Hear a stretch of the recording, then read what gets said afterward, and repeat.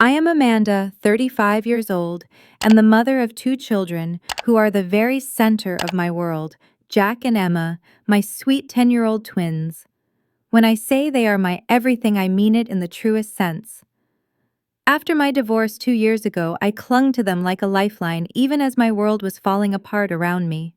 When my husband David walked out after 12 years of marriage, it left me broken, not just in heart, but in every possible way. We had built our life around his income as a software engineer, while I worked part-time as a pediatric nurse, so I could still be the one to raise our children. But when the divorce papers were signed and the custody arrangements made, I was suddenly thrust into a reality where I was expected to hold everything together on my own. Minimal alimony, shared custody, a mountain of bills that never seemed to stop coming. It was then that my parents, Martha and Richard, stepped in with what I thought was an act of kindness. "Just until you get back on your feet," my father told me, patting my shoulder the way he always did, when he wanted to pretend he was being supportive. Their home became our refuge, or so I thought. I packed up my life, bundled up my children, and moved back into the house where I had spent my own childhood. On the surface, it seemed manageable. They converted their home office into a bedroom for the twins. I took the guest room. I contributed to groceries, did most of the cooking, kept the kids respectful of their grandparents' routines. I told myself that no matter how complicated my history with my parents had been, I could make it work for the sake of my children. But the truth is, I should have known better. Because if there's one thing I'd learned growing up, it's that my brother Stephen was the golden child, the sun around which my parents' universe revolved. And I was the afterthought. I can still remember it even as a little girl, how every achievement of mine was brushed aside while every mediocre attempt of Stephen's was celebrated as brilliance. I spent 8 years putting myself through nursing school specializing in pediatrics because I loved children, loved helping them heal. But Stephen, he dropped out of college, stumbled into a tech startup my parents funded, and when he finally made money, they praised him as though he'd built an empire with his bare hands. He was their miracle. I was their responsibility. So maybe I shouldn't have been surprised when history repeated itself this time through my children. At first, things were good. Jack and Emma adjusted well despite the divorce and the move. Jack, my sensitive soul, filled his time with drawings and Lego towers that reached for the ceiling. Emma, fiery and brave, threw herself into sports and never hesitated to speak up when something felt unfair.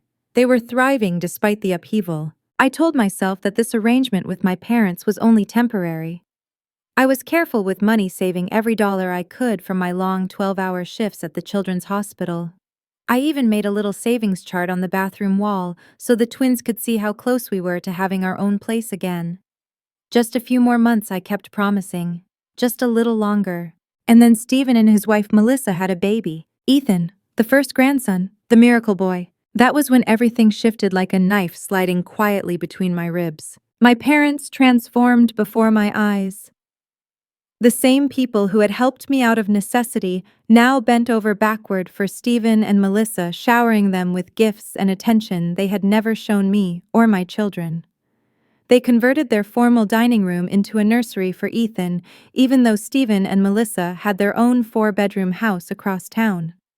They bought cribs, strollers, toys, everything top of the line, while reminding me constantly that they were on a fixed income when it came to Jack's asthma medication or Emma's school supplies. My mother would cancel plans to help with my kids if Stephen so much as hinted at needing her.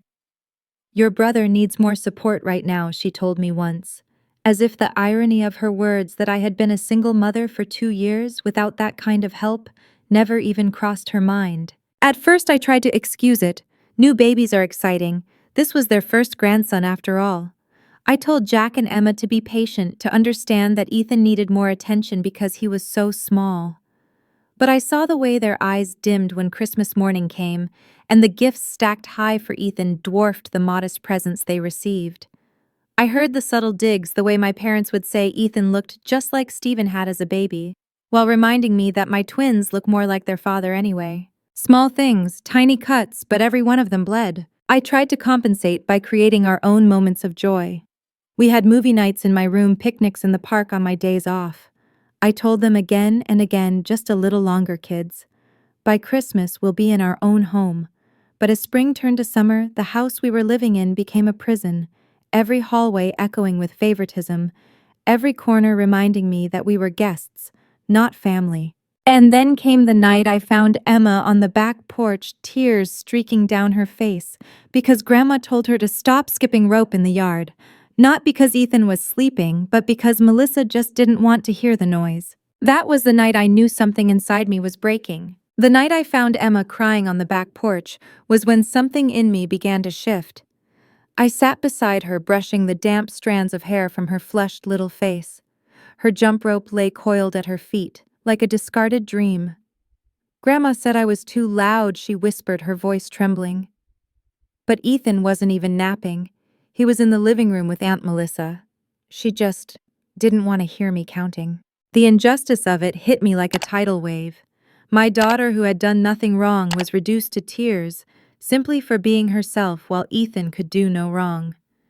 I swallowed my anger because I didn't want to add to her pain.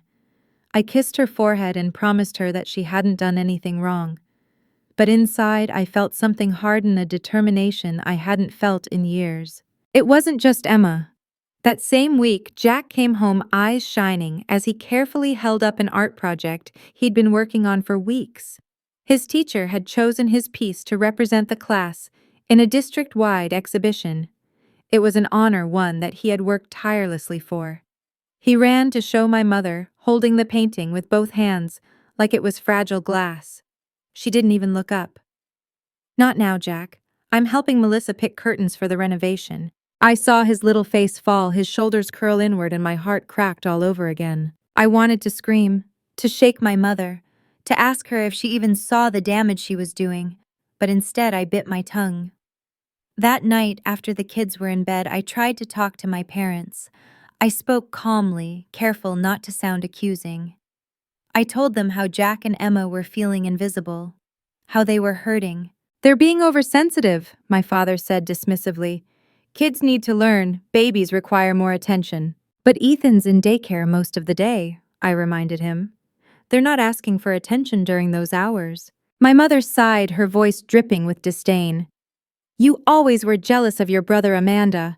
I thought you'd have outgrown that by now." Jealous. That word sliced deeper than they knew. After everything I had endured, after giving my all to raise 2 children with almost no support, they still reduced my concerns to petty jealousy. I began to see the pattern more clearly. Melissa rearranging my things in the kitchen as though I were a guest in my own space. Stephen inviting friends over without so much as asking, as if he owned the house. My parents bending over backward to accommodate them while reminding me at every turn that my stay was temporary. Then came the dinner that shattered whatever fragile peace remained. My mother cooked a full spread, Stephen's favorites, every dish catered to his tastes. My children picked at their plates, clearly unenthused. Jack finally asked, his voice soft and polite. "Grandma, is there anything else I can eat?" "You're being ungrateful," she snapped. "When I was your age, we ate what was put in front of us." Minutes later, Ethan hurled his plate on the floor. Everyone laughed. "He's just exploring," Melissa said sweetly, not lifting a finger to clean the mess. Jack leaned into me and whispered, "How come Ethan can throw food, but I can't ask for a sandwich?" I had no answer. The next morning I found their artwork, the drawings, the paintings, the little notes they loved sticking on the fridge, gone. Replaced by Ethan's daycare schedule and baby photos. Their joy, their pride swept away like it was meaningless clutter. I started taking them to the library after school just so they could breathe, just so they could feel seen in a space where no one shushed them for existing. One evening, a coworker named Nancy asked if I was okay. The words spilled out of me before I could stop them. I told her everything, how my kids were being diminished in their own grandparents' home. She listened quietly, then said something that made me freeze. "It sounds like your parents treat Stephen's family like honored guests, and you and your kids like inconvenient roommates." She was right. Hearing it out loud hit me harder than I expected. That night, instead of driving straight home, I drove aimlessly around the neighborhood. My hands shook as I finally called a realtor friend. "I need to get my kids out," I told her. "Sooner rather than later. By October, the situation at home was unbearable. Stephen's temporary stay dragged on, his renovation conveniently delayed month after month. My parents bought a $400 high chair for Ethan while complaining about Jack's asthma medication being too expensive. Emma was silenced from practicing her clarinet because Melissa had a call. Jack's grades were slipping. My bright creative boy was withdrawing, shrinking, suffocating in a house that constantly reminded him he didn't matter. And then came the night of the family dinner when my mother praised Ethan endlessly, his athletic abilities, his genius, and then turned to Jack with a smile that cut me to the bone. "It's too bad you didn't inherit that from your father's side." I saw his face crumble before he forced it back into composure. He didn't cry, he didn't protest, but I saw it. The quiet devastation. Later, my Aunt Susan pulled me aside, her voice low and urgent. "Amanda, this is not healthy. Jack and Emma deserve better than this." And she was right. What my parents couldn't see, what they refused to see, was that their cruelty wasn't just hurting me anymore. It was scarring my children. And that was something I could no longer allow. That October, something inside me shifted from silent endurance to quiet resolve. For months, I had promised my children that a better future was coming, that our savings chart wasn't just lines on paper, but a doorway out. But after watching Jack's face fall at the dinner table, I realized waiting until Christmas might already be too late. I doubled down at work, picking up extra shifts at the hospital, not only to build my savings faster, but also to escape the suffocating weight of that house. Every time I walked through the front door, I felt my chest tighten. The favoritism, the constant criticisms, the way Melissa strutted around as though she was the matriarch of a household she didn't even own, it was a poison that seeped into every corner. The breaking point came on an ordinary Tuesday. I was at the hospital juggling patients and paperwork when I noticed missed texts lighting up my phone. Dozens of them. Jack's messages came first. "Mom, something weird is happening. Grandpa and Uncle Stephen are moving our stuff. Then Emma's grandma says we have to move to the basement. This is not fair." Another from Jack. "Please come home. They took all our things downstairs." And finally, Emma's last text that made my blood run cold. "I hate it here. The basement is cold and gross, and there are spiders." My heart slammed against my ribs as I tried calling home. No one answered. Not my parents, not Stephen, not even the twins. I texted Emma quickly, "I'll be home as soon as I can. Stay calm, I love you both." I begged my supervisor for emergency leave. She didn't hesitate. But even after signing out, even after racing through traffic, every red light felt like an eternity. My hands gripped the steering wheel so tightly I thought it might snap. The 20-minute drive felt like hours. When I pulled into the driveway, I forced myself to take a deep breath. I needed to be calm. My kids would need me steady, not explosive. But the moment I walked in, all composure threatened to vanish. There they were, Jack and Emma huddled on the couch, their eyes red and swollen from crying. They clung to each other like shipwreck survivors. My mother sat at the kitchen table sipping tea with Melissa as if nothing had happened. Stephen and my father were nowhere to be seen. "What's going on?" My voice trembled as I rushed to my children. Emma threw her arms around me. "They moved all our stuff to the basement without asking," she sobbed. "They said we don't deserve the good rooms upstairs." Jack nodded miserably. "Grandpa said Uncle Stephen's family needs more space because they're more important right now." I hugged them both tightly, rage boiling under my skin, but I kept my tone level for their sake. "Let me talk to Grandma," I said, kissing the tops of their heads. When I walked into the kitchen, my mother didn't even flinch. "You're home early," she remarked like I had interrupted her afternoon routine. "Why are my children's things in the basement?" I asked, my voice flat and deadly quiet. Melissa leaned back in her chair, sipping her tea. "We needed to make some adjustments. Ethan needs a nursery, and I need a home office. The basement is fine for older kids, they can adapt." My jaw clenched. The basement is unfinished. It's damp. There's mold in one corner. Jack has asthma. My mother finally looked up at me, her expression cold. "The children are resilient. Ethan is here all day. He deserves the best rooms. They'll manage." Her words hit me like a blade to the gut. "Our other grandson deserves the best rooms. The casual cruelty of it, the way she dismissed my children as though they were second class, left me momentarily breathless. My father and Stephen came in through the back door just then. "Oh good, you're home," my father said matter-of-factly. "We've made some changes to the living arrangements." "You mean you moved my children without asking me?" I shot back. Stephen shrugged, cradling Ethan like a trophy. "We need the space upstairs. Melissa has her work calls. Ethan needs room to grow. Your kids will be fine in the basement. We grew up in worse, didn't we, honey?" Melissa smirked. "Much worse." The lie of it made me want to scream. She had grown up in a wealthy suburb with every comfort imaginable, but they stood there, four adults united in their certainty that their decision was reasonable, while my children sat broken in the next room. I looked at them all, my parents, my brother, his smug wife, and for the first time in my life, I saw the truth with painful clarity. They didn't see Jack and Emma as children to be loved. They saw them as obstacles, inconveniences. I walked back into the living room. My kids looked up at me with wide, hopeful eyes, waiting for me to fight for them. And something inside me crystallized. I knelt down, brushed their hair back, and smiled, not a bitter smile, but one of certainty.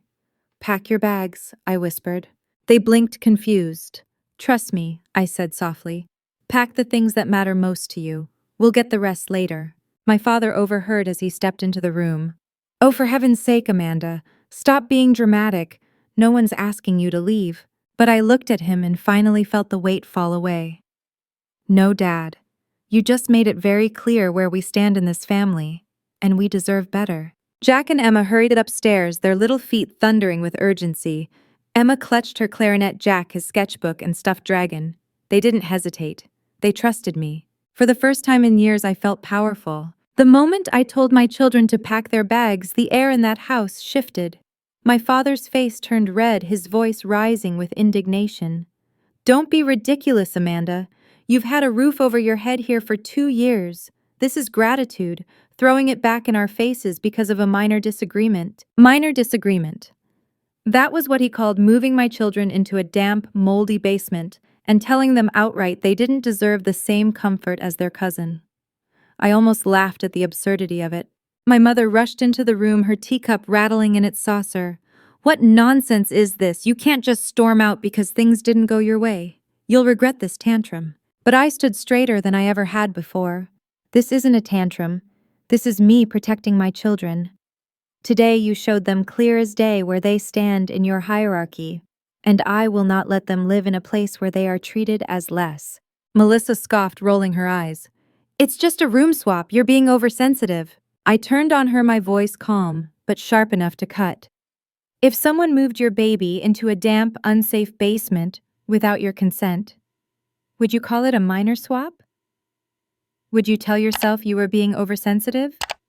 No, Melissa, you'd call it what it is: cruelty." For the first time, she had no smug reply. Jack and Emma came back down the stairs, backpacks slung over their small shoulders. Jack clutched his dragon.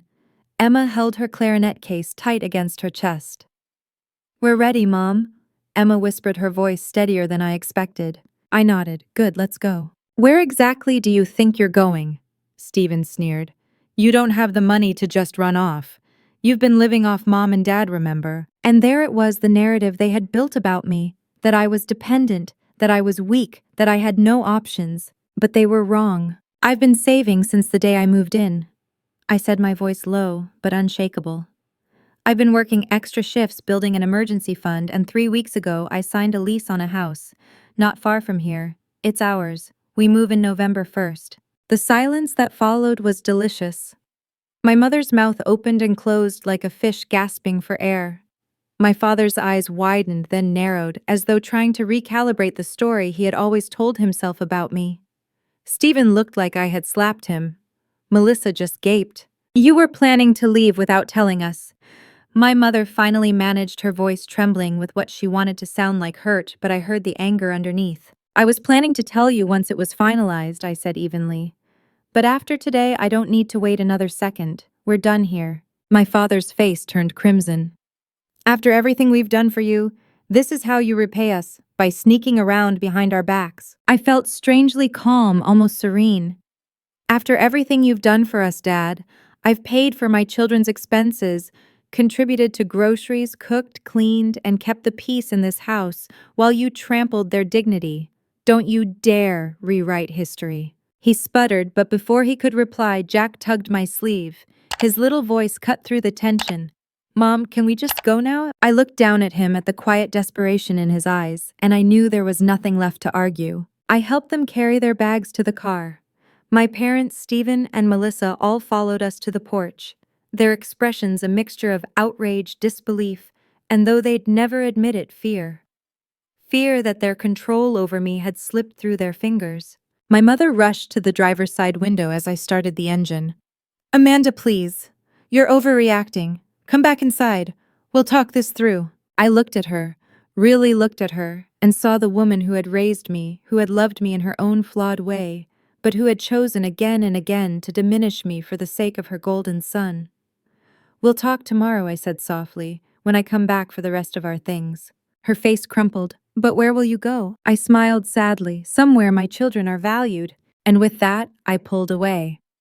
In the rearview mirror, I saw Jack and Emma staring out the back window, not with sorrow, but with relief. "Are we really moving to our own house?" Jack asked cautiously, his voice carrying both hope and doubt. "Almost," I told him. "Our house will be ready next week. Tonight we'll stay with a friend from work." Emma leaned forward from the back seat, her brow furrowed. "Is it because of what Grandma and Grandpa did?" I gripped the steering wheel tighter. "It's because we deserve to live somewhere we're treated with respect and kindness.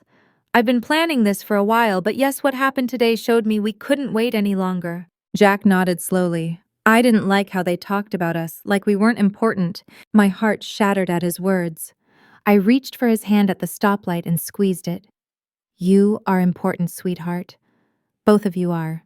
And anyone who can't see that doesn't deserve to be part of our lives." That night, we pulled into Nancy's driveway. She greeted us at the door with warm arms, a made-up guest room, and ice cream waiting in the freezer. For the first time in years, as my children laughed quietly over sprinkles and spoons, I felt something I hadn't in a long, long time. Peace. The following morning, I woke to the sound of Jack and Emma breathing softly beside me in Nancy's guest room. Their faces were calm, free from the tension that had marked them for so long. It struck me then how deeply the atmosphere of that house had been crushing them. They weren't meant to live in constant comparison in shadows, cast by a cousin they'd been taught to see as more worthy. They deserved light airspace to simply be themselves. I called in a personal day at the hospital. "They need to see this through," I told Nancy when she offered to watch the twins while I returned to my parents' house to gather our belongings. "It's important they know we're doing this together." We arrived mid-morning. My father answered the door with a scowl, though it softened briefly when he saw the twins. "Come to apologize for your tantrum?" he asked, his voice thick with disapproval. "No," I replied steadily. "We've come to get our things." He stepped aside reluctantly. My mother was on the couch, her eyes red from crying or lack of sleep. Stephen and Melissa were conveniently absent, having taken Ethan to the park. At least they'd spared me that confrontation. I sent the twins upstairs to pack, reminding them to take only what mattered most. We could replace the rest. While they filled their bags, my mother turned to me. "I can't believe you're doing this to us. After all we've given you." I met her gaze, my voice calm. "I'm not doing this to you. I'm doing this for my children. They deserve to feel safe and valued, and they haven't here for a long time." Her chin trembled. "We never said they weren't valuable." "You didn't have to say it," I answered. "Your actions shouted it every day." My father began pacing, his voice rising. "This is about Stephen, isn't it? You've always been jealous of him." I shook my head. "This isn't about Stephen. This is about you moving my kids into a damp basement without my consent. This is about you saying Ethan deserved the best rooms, while my children were told to be grateful for scraps. Call it what it is: favoritism, cruelty, betrayal." Silence hung heavy. They had no reply. When Jack and Emma came downstairs with their bags, I felt an odd swell of pride. They looked resolute, determined in a way I hadn't seen before. Jack clutched his dragon and sketchbook, Emma carried her clarinet. They weren't just leaving a house, they were leaving behind years of unspoken hurt. We loaded the car, my parents watching from the doorway. My mother's tears streamed unchecked. My father's jaw was set like stone. As we pulled away, Emma asked quietly, Will we ever see Grandma and Grandpa again? Yes, I said honestly. But things will be different. We'll visit on our terms when we're treated with respect. At Nancy's, the days passed peacefully. My children blossomed almost instantly. Emma practiced her clarinet freely. Jack doodled across pages without fear of his drawings being brushed aside. Within a week, we had the keys to our new rental house. It was small, but to us, it was perfect. 3 bedrooms, sunlight streaming through the kitchen window, a little backyard where the twins could play. We unpacked arranged furniture, and for the first time in years, we laughed freely under our own roof. The transition wasn't easy. My parents sent messages ranging from accusations to pleas, showing up unannounced once hoping I'd reconsider. But I held firm. When you can treat us with respect, you're welcome in our lives. Not before. To my surprise, they began to soften. My mother visited one afternoon, her voice low and uncertain. I didn't realize how much we were hurting them, she admitted. After you left, nothing felt the same. Stephen and Melissa stayed for a while, but it was overwhelming without you here. I started to see how much you'd been carrying. It wasn't a full apology, but it was a start. Even my father, stubborn as he was, eventually admitted I haven't always been fair. I can't change the past, but I'd like to do better. By then it hardly mattered. The damage was done, but my children were thriving. Jack's creativity flourished again. He joined an after-school art program, his confidence returning piece by piece. Emma earned her spot in the advanced school band, practicing daily in her own room, without anyone telling her to stop. They were free, finally free. Months later, with careful saving and the stability of a promotion at work, I was able to buy a house of our own. The day I held the keys standing in an empty living room that was entirely ours, I cried not from sorrow but from triumph. Against every dismissal, every belittling word, every act of favoritism that had chipped away at me, I had proven something. To them, to myself. Family, I realized, isn't defined by blood or obligation. It's defined by respect, by kindness, by choosing every single day to value the people you claim to love. My parents had failed that test again and again, but in leaving I passed it for Jack, for Emma, and for myself. As I tucked my children into bed that night in their very own rooms in a house we could finally call ours, I whispered a silent vow. Never again would I let anyone convince them they were less. Never again would I accept scraps disguised as love. We had walked through betrayal, through heartbreak, through the slow erosion of self-worth, and emerged stronger. Sometimes the greatest betrayals aren't the end of the story. Sometimes they are the beginning. Have you ever had to make a painful choice to protect yourself or the people you love? I would love to hear your story in the comments below. If this journey resonated with you, please give this video a like, share it with someone who might need to hear it, and subscribe for more stories like this. Your voice matters. Don't be afraid to tell your truth.